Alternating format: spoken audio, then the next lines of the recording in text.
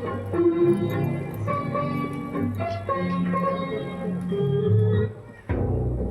आवाजा इतका तुझा चेहरा खूप गोड आहे. ठाऊक झालं असतं तर काय जीव दिला असतास तू? रोज आलो असतो इथं तुझं सुमधुर गाणं ऐकायला. मी नाचणाऱ्यांची कोटी नव्हे हर्षद. ते काय सांगायला हवं. माझ्यासारखा रसिक सुंदराला सुंदर फार. माझं वर्णन करायला तुझ्या बोलायची बाई वाटली का? परत असं बोलण्याचा मूर्खपणा बोलू नकोस. यात कसला मूर्खपणा केला.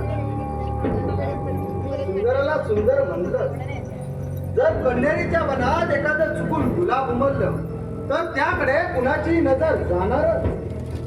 गुलाब हे दिसायला किती सुंदर असतात. तो बोलण्याचा प्रयत्न करायला हा रक्त ओपाळ होता. हे ठाऊक आहे ना तुला? सावधगिरीने काटे बाजूला गेले तर हात रक्तबंबाळ होण्याची शक्यता येत नाही. आणि मला तर ती सवयच आहे सुंदर सुंदर गुलाबांचा आस्वाद घ्यायची. मला वाटतं बेवर्ष बाकीच्या गुलाबांचा आस्वाद घेतला असावा. माझ्या एरियात येणारी बाग ही मी माझ्याच मालकीची समजतो. आणि माझा दराराही सर्वांना इतका ठाऊक आहे की मला विरोध करण्याच्या भानगडीत कोणी पडतच नाही. त्यांना पूर्णपणे ठाऊक आहे मला विरोध करणारा दुसऱ्या दिवशीचा सूर्योदय पाहायला या जगात राहत नाही. अरे वा, तू तर मोठ्या शब्दानेच माझ्याशी बोलायला सुरुवात केलीस की. पण म्हटलं हर्षद, एका धैर्य नागरिक समोर उभा आहेस तू. छे छे, उपमा चुकली तुझी.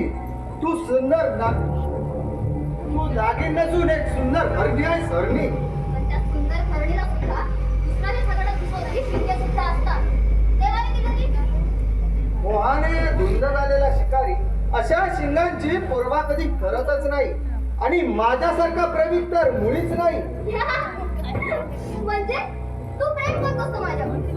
त्या मुलीचे तोंड आहे ना, जरा आरशात पाहून ये. ते मी रोजच पाहतो. यापुढे तुला ते रोज पाहावं लागणार आहे.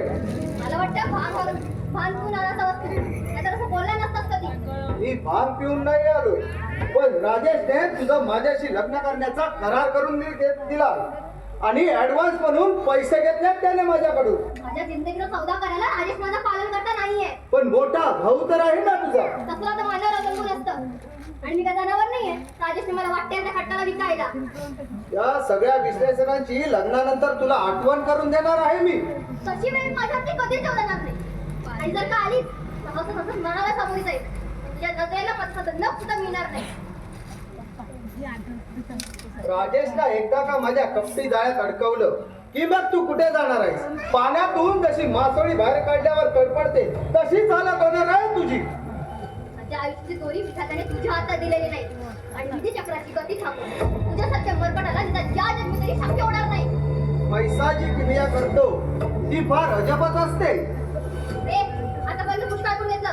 चल चालू पडत ना. आता जातो, पुन्हा परत येईल तुझ्या आणि माझ्या साखरपुड्याची तयारी करायला.